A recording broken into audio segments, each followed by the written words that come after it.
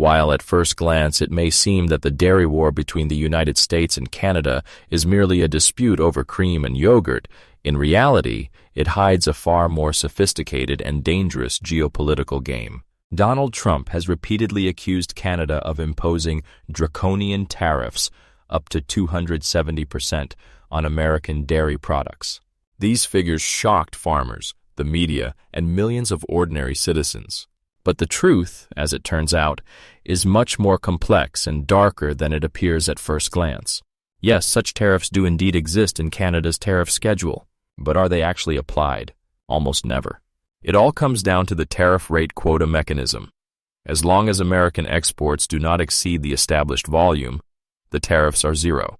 Moreover, over the past 3 years, the United States has consistently exported more than $1 billion worth of dairy products to Canada annually, without those infamous 250% duties being imposed. What is this then? An obvious manipulation. Take a real number, rip it out of context, and throw it into the information space where it becomes a propaganda weapon. The fourth bucket of milk, so to speak, is indeed subject to a super tariff, but who has ever delivered that much? The quota is used only 12%. The remaining 88% goes untouched. And the question arises, why don't American companies fully utilize these quotas? The answer lies in who receives them. The largest Canadian dairy producers, such as Saputo and Agropur, get these quotas, but have no interest in importing competitive American yogurt because they produce it themselves. The United States accuses Canada of unfair allocation. Canada responds, "We are simply protecting our food security and operating within the framework of international agreements." And the USMCA tribunal ruled in favor of Canada. But the story doesn't end there. Because when it comes to milk, it's not just about money. It's about ideology. Canadian products strictly ban growth hormones used in the United States. This makes American milk not only economically undesirable but also questionable from a health and safety standpoint. And here we reach the core. The dairy war is just the tip of the iceberg. Beneath it lies a plan capable of destabilizing not only bilateral relations but the global economy. Donald Trump proposed a 20% universal tariff on all imported goods. This is not just a provocation. It's a potential return to the Smoot-Hawley Act of the 1930s, which triggered the Great Depression. Stock markets reacted instantly.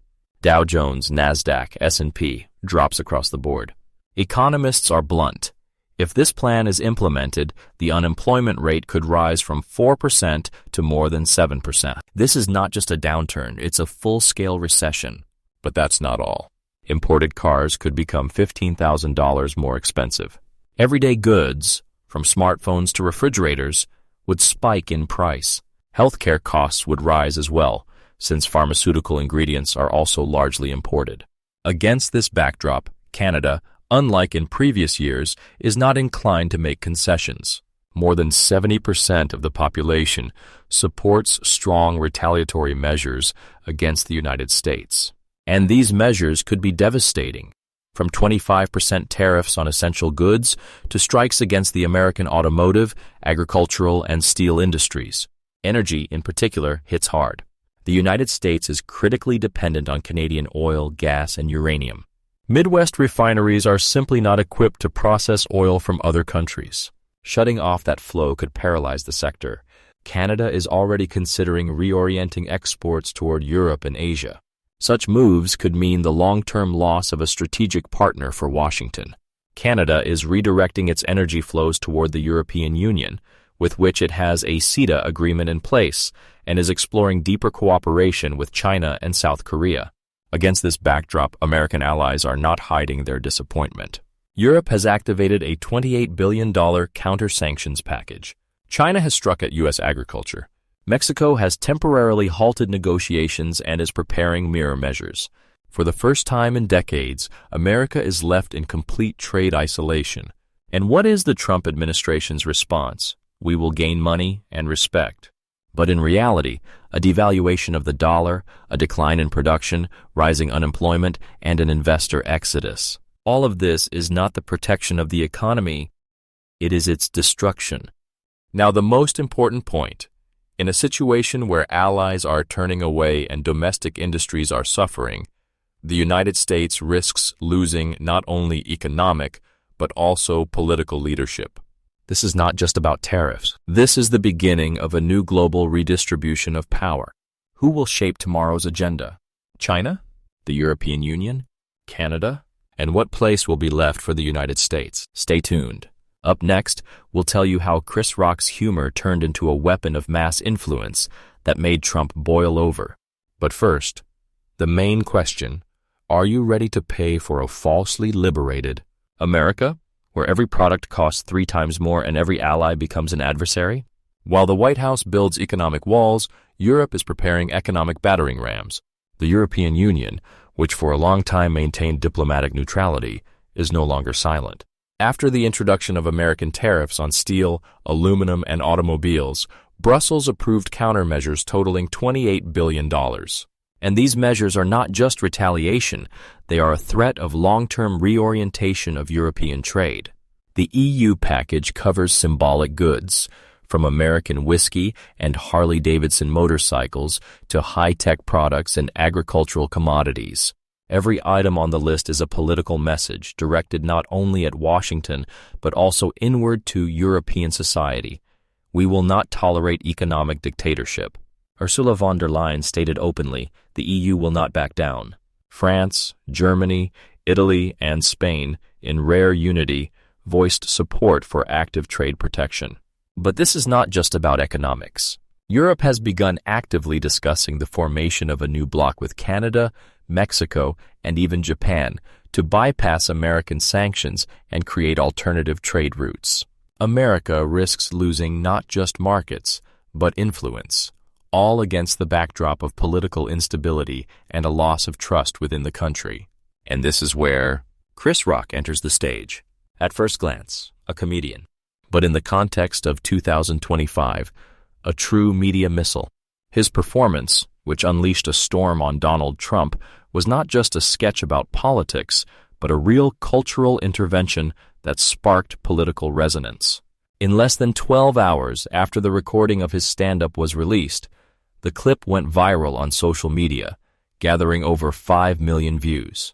Hashtags like #TrumpShow, #PresidentReality, and #RockTheVote trended on X, formerly Twitter, and TikTok was flooded with parodies of the Trump administration. Users created remixes of his speeches, applied comedic filters, and mocked economic failures through Rock's satire. Why did it work? Because Chris Rock said what millions were thinking but were afraid to say out loud. He compared Trump's presidency to a reality show and his trade policy to financial roulette. He recalled Trump's bankruptcies in Atlantic City casinos, mocked his reaction to hurricanes, and even took a jab at the infamous incident with the marker and Hurricane Dorian's forecast map. Rock spared no one. He mocked Melania Trump's behavior, including her famous jacket with the inscription, "I really don't care, do you?" worn during her visit to migrant detention centers. That part of the performance struck a particular nerve in public opinion, highlighting the deep moral disconnect between the White House and everyday Americans. Trump didn't stay silent.